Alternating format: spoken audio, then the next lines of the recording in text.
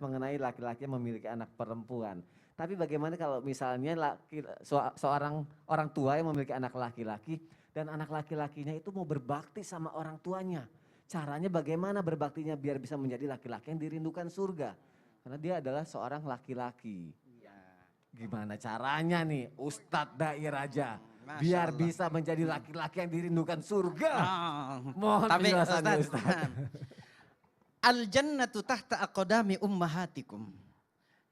Laki-laki mau cari sorga, tidak usah jauh-jauh cari sorga. Tidak usah ke Palestina cari sorga. Tidak usah kemana cari sorga. Sorga ada di rumah kita masing-masing. Siapa itu? Orang tua kita. Kita layani orang tua kita perbaiki, kita senangkan hati orang tua. Maka Allah akan senangkan hati kita. Saya bisa begini karena orang tuaku. Ustadz Nur Maulana bisa seperti ini, terkenal seperti ini. Itu gara-gara doa orang tua. Ustadz Syam, Mas Soni bisa seperti ini. Gara-gara doa orang tua. Keberhasilan kita itu cuma 30%, 70% itu adalah doa orang tua kita. Masya Allah. Masya Allah. Kan seperti itu. Nah, saya bisa keliling ceramah itu karena orang tuaku.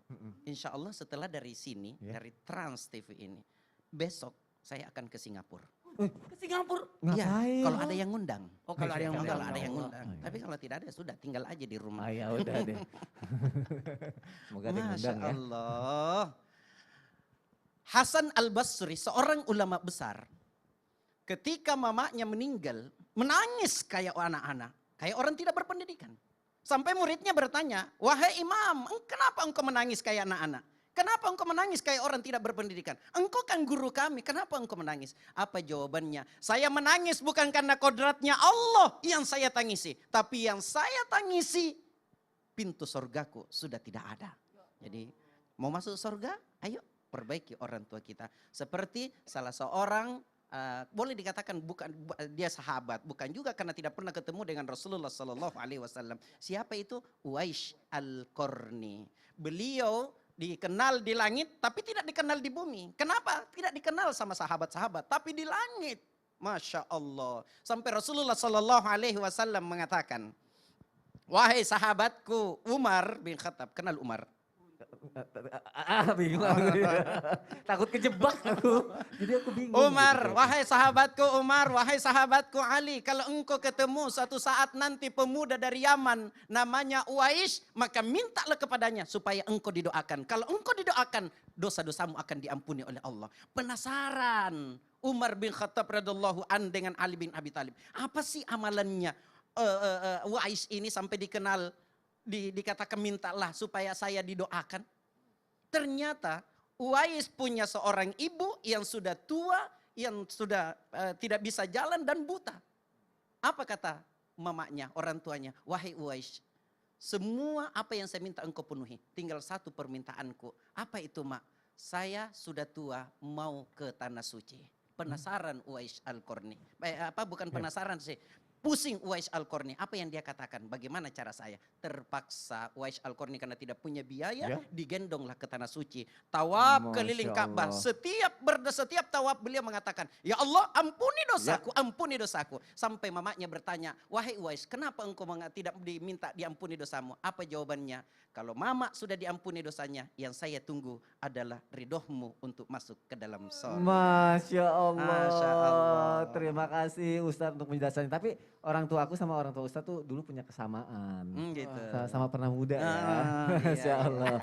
Terima kasih. Kita lanjutkan lagi jam. Belum lucu juga. Udah lama di sini. Udah 4 tahun ya? Udah 4 tahun. Ustadz baru sejam bisa lucu ya. Aduh.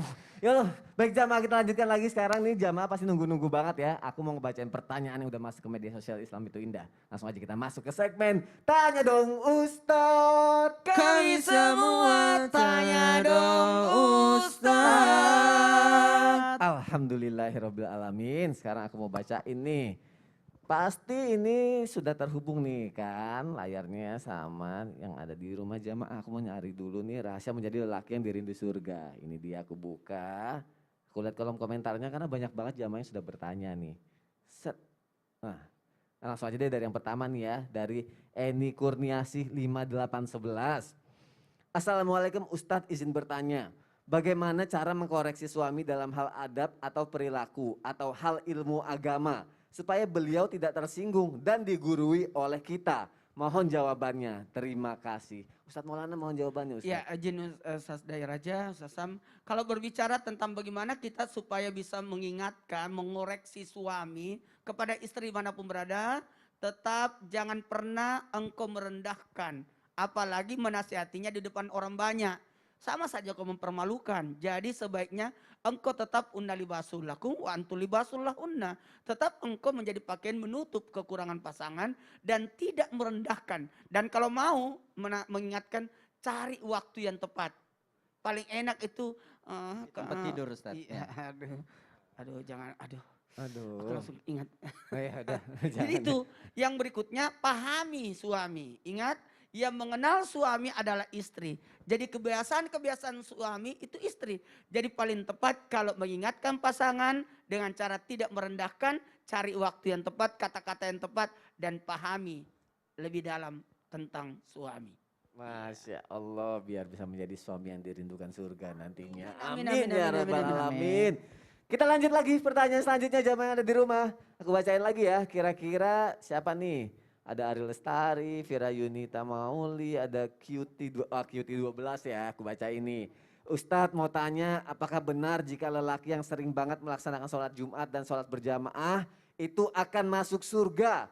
Apa termasuk akan dirindu oleh surganya Allah? Terima kasih. Ustadz siap mohon jawabannya Ustadz. Waalaikumsalam warahmatullahi wabarakatuh. Sholat Jumat itu berjamaah pasti, nggak mungkin sholat Jumat sendiri. Maka kalau sering melaksanakan sholat Jumat nggak ada orang yang sering, nggak ada istilah sering karena wajib. Tapi kalau wajib dilaksanakan jelas mendapatkan keutamaan dari Allah. Kalau meninggalkan yang wajib berdosa malah malah berdosa kalau dia meninggalkan yang wajib. Yang kedua, melaksanakan sholat berjamaah ini adalah amalan yang sangat-sangat ditekankan oleh baginda Nabi Shallallahu Alaihi Wasallam. Maka laki-laki sejatinya adalah sholat berjamaah, baik itu di masjid ataupun di rumahnya, karena ada juga orang mungkin yang mendapatkan kekurangan sehingga tidak bisa berjalan keluar daripada rumahnya. Usahakan kalaupun sholat di rumah, aja anak perempuan, aja istri untuk sholat berjamaah. Maka amalan berjamaah itu juga mengantarkan seseorang kepada surganya Allah Subhanahu wa taala. Masya Allah, terima kasih Ustadz Syam. Semoga terjawab ya jamaah yang ada di rumah, tapi jangan kemana-mana nih. Setelah ini nih aku mau bacain lagi pertanyaan yang udah masuk lagi ke media sosial Islam Itu Indah. Siapa tahu pertanyaan dari jamaah ya kan? Tetap di Islam Itu Indah. Jamaah, oh jamaah. Alhamdulillah.